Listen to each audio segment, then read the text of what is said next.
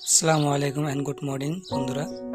আজকে আমি সকাল সকাল খেতে কারণে রওনা হয়েছি। আমার খেতে মাকে তুলব লাগবো, বাবা খেতে গেছে, এখন আমি যেতেছি। তো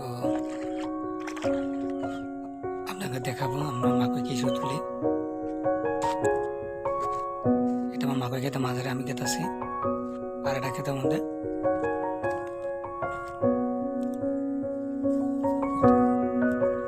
এটা আমার মরা বাটা ক্ষেত। এখানে আমার ভাই বড় ভাইয়ের গাড়ির নোট করতেছে, মাকে নিয়ে ঘরে যাবে। এখন আমি আমার ক্ষেতের মুখে আছি, এক গাড়ি দিয়ে আমার মাকে নিয়ে যেতে হবে।